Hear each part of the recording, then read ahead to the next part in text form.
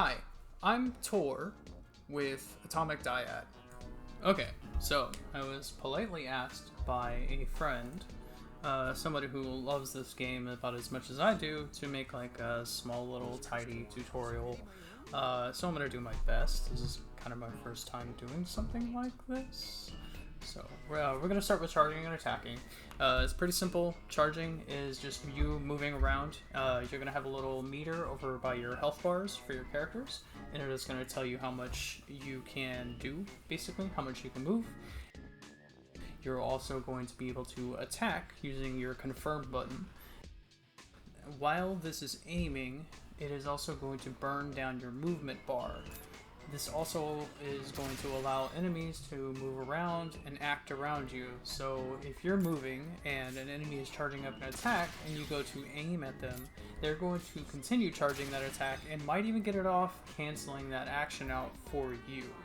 It's gonna suck, but just plan your stuff out accordingly and you shouldn't have a problem. Changing characters, pretty simple. It's going to be 1 and 3 for the keyboard. It's going to be R1 and L1 for your controller.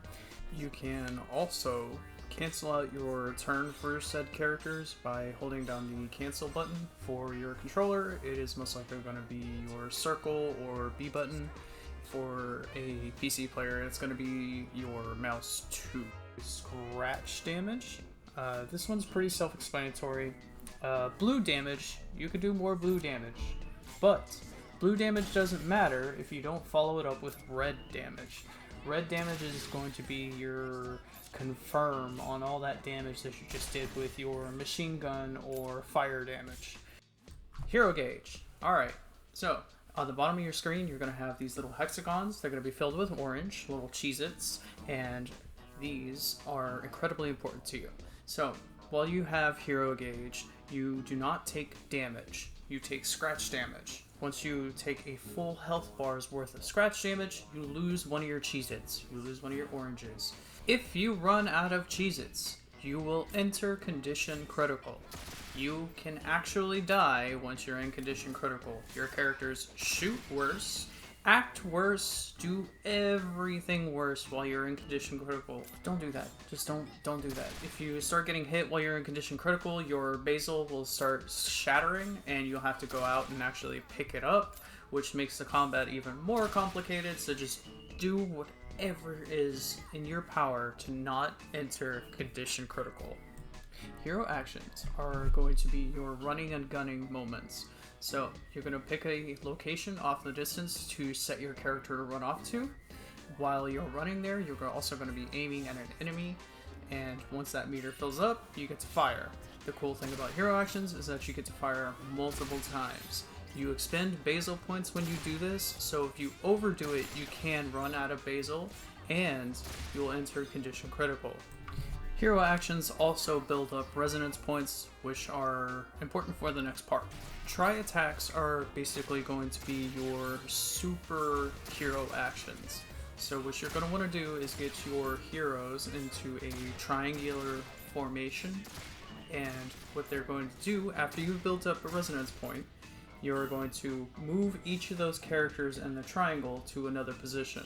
While they're moving from one position to another, they're going to charge up their attacks, but they can only attack when all of them have charged up. So it's very important to kind of gauge your distance from the enemy, your ability to build up that meter. Tri-attacks will also burn up whatever resonance points you have. So if you have 3, you should be able to rotate your characters 3 times and get off 3 attacks. So the more resonance points, the more rounds you get off. So weapon switching is pretty easy. You just hit your bumpers, your R2s and L2s. So you're just going to switch weapons basically. You could be using handgun and grenade, 2 handgun to go to dual wield, and items also. Item use is pretty easy, so you're going to want to switch to your item box, open the menu, select the item you want to use. This works for hand grenades and ammunition as well. Body parts. So, enemies are going to have little health bars indicating certain body parts on them. These could be arms, legs, barrels. You want to aim from the direction of that reticle to do damage to that part. Once you do enough damage, that body part is going to break, and the enemy loses like an ability or extra defense. So a little cheat code is that if you're having trouble accessing a certain part of an enemy's defenses, you can use your hero action and jump into the air. You're going to do kind of scatter damage to all of the parts. So if you go in with, like, say, a scratch character and you just jump over them, do a whole bunch of scratch damage all over them, you can follow it up with, like, red damage and break the part a little bit easier. Certain enemies will actually kind of rotate at you to use their defenses against you. So if you're aiming at them, they'll kind of turn and move a body part in the way of your actual damage. And that's kind of where the jumping comes in, because you don't have to worry about if they're rotating at you. You kind of like scatter the damage around. So leaders are pretty self-explanatory. If you're with a pack of enemies, one of them will be a leader. So you just take out the leader and you kill the whole pack. You can kind of basically skip combat that way. Basically, see a leader, kill a leader. Bunkers are pretty good. So what you're going to want to do is you're going to walk up next to the bunker until you get a little icon next to your head. This will allow you to shoot through it. And enemies can't shoot back at you, basically, unless they're specifically shooting through the window or they are also part of that cover. Certain enemies are going to have multiple parts to their health bars, or their part bars. If you break this, it will cause them to be temporarily stunned, allowing you to kind of take more actions and just really take advantage of the situation overall. Leveling up your proficiencies in weapons is going to allow you to charge up your attack further and do more damage. Leveling up your proficiencies will also unlock additional skills. So, bonus shots are going to come from you popping an enemy up into the air. Once you've done that, you can continue shooting them, and you'll fill up this little meter and then have to activate a little minigame. You get the minigame correctly, you get to shoot a whole bunch of additional shots. While you're doing your hero actions, you have a chance to pop the enemy up to the air.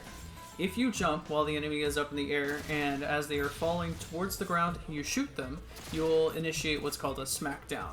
Smackdowns are going to do additional damage to multiple parts of the body as well as the core, and you are also going to get your basal shards back if the enemy has picked up any of them. When you start up the game, make sure if you're using mouse and keyboard to go into the controls and actually set the context to keyboard. That way you can actually tell what you're doing. That's pretty much going to be the tutorial right there. I'm giving kind of a simplified version of everything. There is a little bit more going to each of the mechanics, and you can go and learn these out of the arena that's outside of the city. Just take the time, practice each of these, and you should be peachy. I hope this makes playing this complicated and very mechanically heavy video game easier for you. If it did, cool. If it didn't, tell me I'm a piece of shit in the comments, or do it anyways. I don't really care. I just want people to like this game as much as I do. It's a really cool game. Thanks, and I'll see you later.